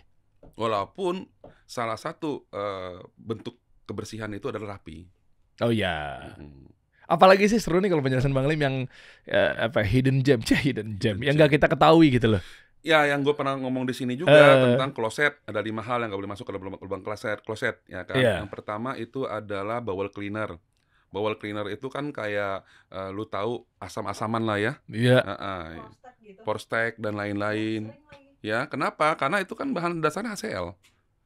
Asam. HCl, dan semua HCl, semua asam itu adalah disinfektan. Maka ketika lu masukkan, bakteri pengurai yang ada pada septic tank itu kan mati. Mati. Kalau mati dibutuhkan lagi waktu kurang lebih 6 bulan untuk mengembangbiakan bakteri pengurai, ya. Atau dengan biobakteri itu butuh waktu 3 hari. Berarti 3 hari lu nggak boker. Oh iya. Oh iya. Itu yang menyebabkan bulan ini gue udah sedot. Kenapa? Kok bulan depan gue sedot lagi? Kok penuh lagi kloset gue? Gitu loh. Jadi kalau kita ada septic tank dalam rumah, sebenarnya kita sedang membudidayakan bakteri. Gitu loh. Oke. Semakin banyak bakteri, semakin bagus, semakin sehat rumah tersebut. Iya. Di septic tank. Oke. Ya, jadi yang pertama nggak boleh tadi ada bowel cleaner. Bowel cleaner atau bowel getter yang dikenal orang Postek, Fixal, bla bla bla. Ya, itu penggunaannya beda lagi. Bukan dimasukkan ke dalam lubang kloset. Biasanya dimasukin ke situ ya, Ya, biasanya. cara pengerjaannya pun banyak yang salah. Selama ini banyak mama, I love you all. Iya, Ya, iya. siram air, kasih bowel cleaner, ya, disikat, disiram air sama dia. Terus dia bilang apa? Ih, Posteknya jelek ya sekarang, katanya. Ih, bowel cleaner jelek sekarang, gitu loh. Padahal caranya nggak gitu. Cara yang paling benar untuk ngebersihin sebuah permukaan keramik atau porselen yang sudah berkerak dengan menggunakan bowel cleaner adalah 1, permukaannya harus kering. Oh, bukan dibasahin dulu ya? Enggak. Semakin dibasahin, maka dilusinya semakin tinggi, pencampuran airnya semakin tinggi, maka efek daripada kimianya semakin berkurang. Nah, jadi harus keringin dulu. Udah dikeringin, masukin bowel cleanernya, jangan disemprot. Kalau lu semprot, jangankan lantai lu bersih, yang ada semen putih lu berantakan, keangkat. Nah, kok tahu sih? Pasti suka membersihin. Oh, ini wanita idaman nih. Oh, gitu Iya. ya. WC-nya bersih berarti ya di rumah luar ya? biasa. Orangnya aja soleha gini Oh, Masya kan. Allah. Masya Udah, Allah. kita terusin aja. Ya. Yang pertama, bowel cleaner, ya, nggak boleh karena dia HCl, asam, ya. Oh, terusin ini dulu. Ya. Jadi udah dikeringin, ya, masukin ke dalam wadah, ambil kuas kue yang plastik, tahu kan? Lu kuas. Ya keraknya cuma di sini, kenapa semuanya lu siram sih? Nah. Kan di sini doang kotorannya. Iya kan? Iya. Makanya kalau seandainya masalah di sini, masalah 10 tahun yang lalu, jangan lu ungkit-ungkit. Wah. Ini aja lu Ya, beresin gitu loh, ya kan? Tuh Inong, dengerin Inong. Dengerin tuh. Jangan mentang-mentang WC-nya bersih tapi pola pikir kotor, pikirannya masih kotor. Itu Yang barusan lalu tuh udah filosofi lewat. cleaning tuh. Iya. Itu filosofi cleaning. Iya, Masalah di iya. sini kan, jangan kemana-mana. Ini aja beresin. Fokus, Oke. gitu kan. Nah, udah dikuas, lalu bowel cleaner nggak akan bekerja kalau lu nggak diemin. Oh, mesti didiemin berapa lama? Kurang lebih 30 menit sampai dengan 60 menit. 30 sampai 60 menit. Lu diemin. Ya, Oke. udah diemin, baru datang kuas lagi, baru gosok. Kalau permukaannya kasar disikat, kalau permukaannya halus digosok. Digosoknya pakai tapas. Bukan semuanya sih. Ya enggak dong. Saya semuanya begitu dapat tugas suami begitu, saya semuanya saya sikat. Cakep. Mantep kan? Mantep. Air lagi nggak kering. Sekarang gini, permukaannya Astagfirullah. Kan nggak tahu bang. Iya, Kan yang penting kan nggak taunya apa-apa. kamu udah ngapain aja. Udah aku rapin. Oh ya bagus. Suami Asik. idaman. Mantap. Gitu. Padahal pada hancur tuh keramik tuh. Tapi jarang loh suami kayak dia. Tuh kan? Jarang. Suami idaman dong. Indaman banget. Mantep. Kamu mau lagi? Gimana tadi? Yang lantai kan lurus ya. Iya. Rata nih ya. Amin ya Allah. Terus? Amin. Edit tuh. Sikat. Iya. Sikat. Kalau lu sikat pakai sikat, tahu sikat ya? Ketika lu sikat itu rapat nggak? Rapat. Gue ulangi, sikat itu rapat nggak? Sikat ya? Jarang-jarang. Iya rapat. Jarang-jarang Oh, kan? jarang-jarang, Kalau jarang-jarang lu ketika jalan, seret, ada yang kelewat nggak? Ada lah. Ada. Makanya kalau permukaannya rata, digosok pakai tapas. Tapas tahu nggak? Tapas apa Lu sih? cuci piring ada kuning ada hijau. Iya. Yang hijau itu tapas namanya. Jelas? Gue di training nih hari ini nih. Oh iya. Nah, udah, lu Iya. gosok. Kalau tapas kan rapat kan? Nah, bersihnya pakai itu. Tapi kalau lantai kamar mandi yang kadang-kadang tuh natnya kecil-kecil ya, yang banyak kecil-kecil gini kan, lu pakai tapas lu gituin, yang kisi-kisinya kena nggak? Enggak. Gitu. Mau nggak mau pakai Sikat. sikat. Itu logika. Maka cleaning is logic. Oke. Tapi bedanya yang kuning sama hijau, bedanya apa sih? Yang hijau kasar, yang kuning lembut. Itu fungsi buat apa? Yang kuning itu spons. Iya, Spons iya, itu untuk yang permukaan halus ya dan lain-lain. Yang hijau itu lebih kasar. Panci ya. Ya, untuk pantat panci bisa tapas. Oke. Oh, bisa digunakan buat di nasi kering direndam dulu lah. Bisa. Bener kan? Tapi Nasi kering direndam dulu, ntar tunggu ngelotok. Ih, Jadi pinter. iyalah, diemin dulu. Nanti, Mbak, cuciin Mbak, gitu. Pas udah Gue ngelotok. tahu dia. Dem. Iya. Iya. Oh, oke. Itu Gila, banyak kita tips banyak and belajar loh di sini. Oh yes, gitu. Nanti offline off the record gue ceritain lu satu lagi penting banget. Apa emang ada apa? Ada nanti. Kenapa ini ke depan kamera emang kenapa? Jangan, Emang nanti ada yang gua kena. krusial, Nggak ada boleh. konfidensial. Konfidensial. Tentang apa? Tentang cara ngebersihin rumah. Kok konfidensial? Rumah Iya. negara. Karena kalau gue ceritain sama lu sekarang, Hmm. semua merek nggak laku. Oh, oke. Hah? Apa yang? Nanti ceritanya. Semua merek nggak laku. Enggak, lu hanya pakai itu doang. Ntar. Oh, maksudnya mereka brand-brand yang mengklaim untuk pembersih gitu ya? Iya. Oh, jadi pas pembersih dengan Lu adanya nggak butuh pembersih yang banyak untuk ngebersihin rumah lu kok. boleh nggak lu ceritain? Tapi kan disensor. Gitu ya. Buat edukasi ke teman-teman, jadi mereka imagine gitu. Gini, yang lu butuhkan di rumah lu cuma 2. Nah, ini disensor abis ini ya, sensor ya. Oke. Sabun sama 2 itu dong. sabun buat cuci piring bisa, buat ngepel bisa, bersihin kaca bisa, bersihin mainan anak-anak bisa, bersihin stainless steel bisa, besi bisa, keramik bisa, porselen bisa, semua bisa. Untuk yang sabun, Yes. ini setiap ada kata-kata sabun itu disensor ya. Iya. Kan untuk membersihkannya apa aja kan ya nggak masalah kan. Iya. Oke, terus. Nah, kemudian sabun yang nggak boleh dipakai cuma 2 hal. Nggak boleh membersihkan kacamata dan kendaraan. Oh, hancur. Iya, karena kacamata lu kan udah biru-biru tuh, Iya. ada kuning biru gitu Iya, kan. iya. Ini kan lapisan ininya, lapisan filternya Iya, dia iya, kan. Kalau ini kan sifatnya sabun itu kan degreaser. Iya. Degreaser itu pengangkat lemak paling bagus kan. Heeh. Nah, oke. Ketika dibersihkan gitu, maka lapisannya hilang juga. Oh, oke. Kedua, mobil lo bisa mengkilap kan gara-gara coating. Iya. Coating itu minyak. Oh, keangkat. Yes. Selain daripada itu, lu bersihin pakai sabun semuanya oke. Maka cairan untuk membersihkan karpet yang bagus tuh sabun kasih cuka dikit. Ah, gila, gue dapet lagi. Jelas ya? Itu masing-masing kategori itu ada pembersihnya masalahnya. Iya, padahal sama aja. Itu sama aja. Sama aja. Akal-akalan. Damn. Udah. Makanya gue bilang, ini kalau gue jebolin gini, gue bisa diributin sama... Enggak disensor aja tadi Nanti istilahnya. gue diributin sama seluruh pabrik gue. Iya, enggak, makanya kan kita disensor. Dia juga nggak tahu tadi kita ngomongin Iya. apa. Yang penting gara-gara itu Lu ngerti kan? itu bisa untuk ngebersihin itu. Jadi ya? lu cuma butuh sabun 1 galon di rumah. Pluk. Dan lu nggak butuh karbol.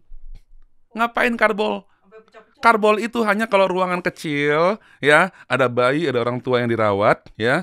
Pertama, lantainya lu pel pakai air bersih, udah keringin, kemudian lu ambil air karbol. Cara main karbol, ember 70% isi air, kasih 1 tutup botol aja karbol. Isi tutup botol, cemplungin, plung. Lu ya kan, lu aduk-aduk, lu cemplungin, lu keringin, lu pel. Dan karbol itu akan menjadi disinfektan selama 24 jam. Asalkan lantai jangan dipel lagi. Nama emak jam 9 pakai karbol, jam 12 pakai floor cleaner, jam 3 sore dibersihkan lagi pakai air biasa. Ya hilang semuanya. Oke. Ya? Iya. Ya, jadi lu di rumah nggak butuh karbol. Kenapa? Karena sabun apapun namanya, apapun mereknya, itu 30% sudah mengandung disinfektan. Oh. Kan ada yang colek, ada yang cair ya? Ya, Yang mana? yang cair aja. Semua kimia awalnya itu tak berwarna, tak berbau, tak beraroma. Tak berbusa, tak berwarna, tak beraroma. Itu kimia yang bagus, karena itu kimia murni. Nah, awalnya semuanya seperti itu. Nah, ketika finishing, baru dikasih warna, dikasih aroma. Jadi kalau lu terjebak dengan aroma dan warna dari sebuah kimia, salah. Kimia yang bagus itu nggak ada busanya. Loh, tapi kan sabun ada busanya. Ada, dikit. Orang Indonesia kalau nggak ada busa, Oh iya. dianggapnya nggak bersih. Nggak bersih ya. Nah. Satu lagi tadi apa? Yang mana sih? Bubuk. Apa sih itu? Tanya istri atau tanya emak, bakalan tahu deh. Lu tanya, itu bubuk pembersih. Nanti gue kasih lu. Asik. Gue Buat apa? bawain Wah, buat terima kasih. Itu apa sih fungsi? Hah? Scrub Dia untuk menghilangkan semua karat dan kerak. sabun attack. Bukan. Kan gitu dia. Iya. Tapi Tapi powder kan? Attack. powder. Iya, dia membersihkan semua Oke. kerak dan kerak. Jadi kalau lu pernah lihat gak, kloset ada O-ring. O-ring apa sih? Lu kloset jongkok, ada air menggenang terus ada O gini, bundar. Oh iya ya. Ya. Itu lu pakai bersihin gini doang hilang tuh langsung. Nggak perlu pakai bowel cleaner lagi. Gue orang paling anti itu. Ini di sensor bagian sabun cair, sabun dan juga sensor ya. Itu kalau ketahuan bablas gua. Iya. Oh ternyata pakai itu ya, karena Itu doang, brand-brand di Bos. luar sana pinter ya, dia nyari celah untuk. Suatu ketika gua sama temen gua, bos, gua keluarin nih perawat permukaan kulit. Ya, Oke. permukaan kulit. Mana? Sini. Ini kan gua bilang, iya tuh kan produk ini yang sama juga waktu lu bikin untuk furnish sign itu kan, buat furniture itu kan. Iya. Barangnya sama, kenapa lu bedain? Kan gue jualan. Wah. Tinggal gue kasih aromanya beda, gue tinggal kasih warnanya Beda. Iya. beda produk. Iya. Gue jual beda lagi boleh gak? Iya boleh sih. Pinter Padahal juga. bahan dasarnya sama. Gue jadi curiga, jangan-jangan sampo buat hijab, sampo buat ketombe, sampo buat rambut Bahan dasarnya hitam. sama. Yang membedakan adalah aroma dan warna. Pinter juga ya. Jadi revenue streamnya jadi banyak ya. White label. Iya. Wow. Maka gue bilang, jadilah cleaning service yang cerdas. Jangan pakai produk tergantung iklan. Gitu loh. Lu lihat ingredientsnya apa. Ibu-ibu di rumah tangga juga beli apapun, lihat belakangnya, lihat petunjuknya, lihat komposisinya. Apa sih komposisinya? Gitu. Itu yang dilihat. Jangan lihat di iklannya. Iklan memang tugas dia jualan, tapi kita harus menjadi the smart customer. Bisa naik nih nanti gaji-gaji cleaning service dengan adanya Bang Lim bersuara begini nih. Gitu loh. Dong. Maka gue bilang, merawat gedung itu gampang. Yang paling sulit dalam 25 tahun perjalanan gue adalah to build human mentality. Iya. Itu ternyata yang level Itu yang yang sekarang lagi Anda terapkan terus-terusan ya. Ya, itu yang saya teruskan. Itu yang saya katakan di semua sosial mediaku. Wah keren. Bang Lim, mantap karena Anda sudah membantu para cleaning service membuat satu pekerjaan ini, profesi ini jadi mulia. Kalau gitu gua kasih hadiah spesial. Wah. Bukan gua, teman-teman semua. Masya Allah. Gua bukan apa-apa. Di momentum Ramadan kali ini, udah selesai ya momentum Ramadan ini. Berhubung saya masih ada suasananya setelah Lebaran, masih ada suasana Islami, saya kasih sarung kecubung. Iya, alhamdulillah. Cara bersihin sarung gimana? Misalnya contoh, misalnya. Ya, mau bener nggak? Ya, misalnya gini, nih, ntar ya, saya kasih tahu dulu ya. Ini sarung kecubung selalu jadi tradisi sejak tahun 1966, menghadirkan sebuah keindahan karya seni tradisional bermutu tinggi. Wah, kecubung always be tradition. Nah, misalnya ada seorang bos di kantor, dia pakai sarung. Ternyata ada bercak tuh misalnya di sarungnya. Biar ketahuan takutnya sama istrinya, cleaning service panggil, Man, bersihin nih, noda ada pulau putih-putih. Gimana cara bersihinnya? Inung seneng banget ketawa. Emang harus begituan? Kan bisa jadi mungkin noda-noda yang lain, udah nggak? Iya. Bisa jadi iler. Lu jangan sujon gitu lu. Bisa jadi ilernya selingkuhannya. Astagfirullah. Kegap juga dong ujung-ujungnya. Coba gimana caranya? Iya, yang ini pertama, tapi sarungnya buat Bang Lim diseran. Bagus banget Beneran sarungnya.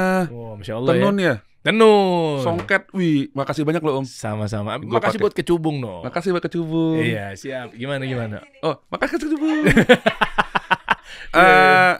Pertama, yang ditanyakan tuh bukan ilmu cleaning service. Yang ditanyakan tuh ilmu laundry. Oh iya. Beda, Iya, beda. sama laundry. Nah, ini membuktikan bahwa lu jangan asal-asal nyuruh-nyuruh cleaning service berarti ya? Iya, gua nggak ngerti. Cara ngebersihin. Yang gua tahu adalah, yang setahu gua, karena teman-teman gua orang laundry sama cleaning kan deket ya. Iya. Cairan yang paling bersih, yang paling bagus untuk membersihkan setiap pakaian itu adalah sabun. Oh, sabun. Ya. Bukan sabun batang, sabun cair. Apapun. Ya buat. Yang penting. Kalau kan sekarang gini. Tapi dia jualan sabun buat pakaian. Logika gini. Nggak laku juga dong ntar Nih, lama-lama logika kalau lu gini. bocorin. Makanya gua bilang kan podcast ini banyak sekali yang harus di-cheat gitu. Iya, Iya kan? Oke. Sekarang gini, ini logika. Baju lu putih, Iya. ya. Lu pakai kotoran di mana sih? Debu. Iya, Ya. debu noda. Daki dong. Daki dong. Iya. Oke. Sabun bisa ngilang daki gak? Bisa lah. Bisa kan? Kalau sabun bisa ngilang daki, berarti kotoran badan lu, baju lu hilang gak? Iya, hilang seharusnya. Hilang, selesai. Sekarang gini, sabun mengiritasi kulit gak? Enggak. Kalau Iya, nggak mengiritasi kulit, bakalan bikin baju luntur nggak? Enggak ya? Enggak. Ya selesai. Oh iya. Cluenya adalah cleaning service by logic. Tapi ini hanya sebatas logika doang atau beneran udah dipraktekkan? Ya selama ini gue kalau training sama gue ya cleaning service illogic. Oh, pakai sabun. Ngapain bini gue beli sabun? Sekarang gini, macam-macam? ada karpet gak di rumah? Karpet, sholat dan lain-lain, Iya, ya kan? Iya, adalah. Oke. Kebanyakan para musola, masjid nyuci salah. Nyucinya pakai deterjen. Lu kalau nyuci karpet musola pakai deterjen, ujung-ujungnya berundul-bundul putih-putih, berarti cepat rusak, kering, Iya. kasar, kena jidat. Waduh, capek, sakit. Oke. Ya kan? Yang paling benar cara ngebersihin karpet gimana? Nah, ini kalau gua ngomong gini kan nggak laku lagi apa? Bingung gua jadinya. Enggak, ini disensor aja. Iya. Disclaimer aja dulu biar editor kita nggak bingung. Iya. Gimana? Sekarang gini, karpet itu rambut lu, Bos. Kok karpet rambut sih? Iya. Kaget kan lu? Hah? Kok karpet Sekarang serambut? Apaan sih? Bisa halusnya dari mana? Kondisioner. Cakep. Pakai kondisioner. Bukan. Itu kan mengandung kondisioner. Oh iya. Maka dia bisa membersihkan dan melembutkan. Apa korelasinya karpet sama rambut? Karpet sama rambut itu sama aja strukturnya. Dia ada dasar, dia ada akar, dia naik ke atas. Oh. Sama aja podoe sama mawon. Oh, iya. Iya. Maka gue bilang kalau orang tanya sama gue, bah, gitu loh. Gue bilang lo nggak butuh kimia. Gue kadang-kadang kemarin gue ketemu klien, ya, dia udah beli 0,5 M mesin-mesin ya. Pas, oke, mana barang-barangnya? Ini nggak perlu, ini pakai. Ini nggak perlu, pakai. Yang gue buang tuh 350 juta, Bos. Yang gue pakai cuma sampai gue doang. Makanya hati-hati. Wah, rumah gue banyak pemborosan berarti kayaknya. Yoi. Sekarang emak-emak, sorry, emak-emak I love you all. Emak-emak, tiap 2 minggu sekali beli karbol, 2 minggu sekali beli floor cleaner, pembersih lantai. Ya kan? Buat apa? What for? Buat ngebersihin lantai. Postek namanya, bawal cleaner lah ya dan lain-lain. Ngapain 2 minggu sekali lu beli? Bawal cleaner pemakaiannya incidental, bukan daily. Bukan weekly, bukan monthly. Ketika ada kerak, baru lu bersihin. Kalau keraknya udah hilang, maintenance dong. Lu bersihin dong. Oh iya, pusing lu udah hilang, kenapa lu kasih paracetamol mulu? Betul, kecanduan. Kecanduan Postek, Bos. Postek edik. Tuh. Jadi jangan bilang laki-laki pemborosan di rumah. Jangan-jangan Anda ibu-ibu yang boros. Mereka belum tahu. Oh, belum tahu. Apa-apa. I love you all. I love you all. Mereka belum tahu. Keren. Bang Lim, mantap. Kepake nggak podcast ini? Oh, kepake dong. Penghematan nggak? Lu pakai cara gua, pakai Bang Lim's Cleaning System, 40% penghematan di perusahaan dan rumah tangga. Boy, saya bisa beli emas baru ya? Iya. Saya memanggil buat para pengusaha-pengusaha di luar sana, mau tuh HR, GA, mau tuh bos-bosnya apa segala macamnya. Gimana caranya mereka pakai layanan Bang Lim System? Ya, hubungin aja, websitenya ada. Ada di sini ya? Ya, Bang nah ini banglims.com/profile, nanti semuanya ada di sini nih. Ya. Jadi apa tuh tersertifikasi yang mereka dapatkan berarti pelatihan training ya? Pelatihan training ada sertifikatnya. Bu. Dan gue bisa uji kompetensi juga. Siapa berarti rata-rata usernya siapa? Pemerintahan, BUMN, swasta, banyak. Keren. Iya. Jangan-jangan mungkin solusinya mungkin ya Pak, izin. Mungkin jangan-jangan nggak terlalu buru-buru misalnya. Apalagi nih yang buat dijual nih BUMN ini. Jangan-jangan mungkin apakah langsung Danantara, kita nggak tahu ya. Tapi jangan-jangan mungkin diatur pola pikir tentang kebersihannya bisa langsung maju tuh BUMN deh. Kalau gua pikir semua investasi yang nggak akan rugi cuma satu, yaitu investasi ke mentalitas manusia. Itu. Jadi human capital. Jatuhnya bukan human resources, tapi human capital. Iya. Rata-rata HC ya, rata-rata Angkasa Pura kan Pak Dika ya? Iya betul. Kenal ya? Saya nggak tahu, saya orang bawah Pak. Saya bukan siapa-siapa Pak. Iya, ada Pak Dika human capital. Kita harus melihat human as a capital, bukan sebagai resources yang bisa diapa-apakan saja. Itu yang salah bagi saya, gitu loh. Jadi kembali lagi, Bang Lim ini mau dipanggil apa enggak itu nggak penting, gitu kan. Dia bisa apa, dia nggak bisa apa-apa. Tapi yang paling penting adalah bahwa mungkin hampir 20-30% orang Indonesia yang kelas-kelas grassroots dan marginal itu adalah cleaning service. Mereka masih tinggal di rumah kontrakan, ya kan, hidup mereka menggantungkan dengan gaji sebulanan dan lain-lain. Itu yang harus diperjuangkan. Kalau seandainya kita nyuruh-nyuruh mereka sesuka-suka hati kita, sesuka-suka diri kita aja gitu kan, sesuka perut lu aja gitu kan, berarti lu mental lu masih VOC. Ingat, kalau gue sih orang berpikir gue berpikir gini, kalau lu menjolimi orang, maka suatu ketika orang menjolimi kita. Oh iya, Itu udah pasti. Iya. Itu sunatullah. kita akan bagi dibalas gua. dengan amal perbuatan kita. Betul. Iya, iya. Kalau cuman gara-gara sampah dikit lu kemudian tinggal angkat buang sebentar aja lu gak mau, ya kan? Suatu ketika orang begituin lu jangan marah. Kalau gue sih gitu-gitu aja gampang. Jadi yang paling penting adalah cleaning service ini adalah profesi yang sangat penting di Indonesia. Perusahaan cleaning service adalah perusahaan padat karya yang menghimpun banyak tenaga kerja di sana. Jadi kalau seandainya investasi kemana-mana, kalau bagi gue invest dulu di cleaning service. Bangkitkan dulu dunia cleaning service. Karena pemerintah tidak pernah sulit untuk membangun apapun, tapi pemerintah sangat sulit dalam memelihara apapun yang dibangunnya. Keren, Bang Lims. Ya, dibangun IKN gede-gede, Oh. MM-an, TTT mamanya. Dia bangun gedung bagus-bagus. Gue mau tanya sekarang, bisa nggak ngebersihinnya? Oh iya. Lu jamin nggak sustain di situ? Bahwa kebersihannya akan seperti itu seterusnya. Membangun itu gampang, mempertahankan, merawat itu yang paling susah. Makanya ujung dari ilmu cleaning service itu cuma dua hal. Pertama adalah minimalism lifestyle. Cara hidup minimalis. Ya, less is more. Oke. Gue temukan sampai ujungnya dunia cleaning service itu filosofinya. Less is more, minimalism lifestyle. Yang kedua lagi apa? Yang kedua lagi adalah mindfulness. Lu selalu sadar terhadap apa yang lu hadapi hari ini. Gitu loh. Itu ilmu cleaning Ternyata service. dua itu ya ujungnya ya. Ujungnya itu doang. Ya itu yang susah tapi. Yes, itu tazkiyatun nafs. Itu ilmu tazkiyatun nafs. Dua itu tuh kelihatannya simplicity tapi berat banget makannya. Oh, luar biasa. Wah, keren. Sepatu gue cuma 2. Celana jeans gue cuma 3. Jadi gue satu koper udah ada. Jadi kalau gue diusir sama bini, satu koper selesai. Thank you Bang Lim. Oke. Mantap, nanti kita berkabar lagi ya. Insya Pas banget Allah. saya kan lagi mau bangun gedung baru nih, nanti tolong dicek ya buat pengaturan rekrutmen trainingnya cleaning service ya. Insya Allah. Nanti ya, insya Allah ya. Makasih untuk Om Der. Sama-sama. Kasih solusi. Siap. Semoga rahmat Allah, berkah Allah, karunia Allah selalu melimpah. Amin wa iyyakum, Allah ibarik fik. Insya Allah. Siap. Jazakallah khair. Terima kasih Bang Lim. Jazakumullah khairan katsir. Kita kasih solusi.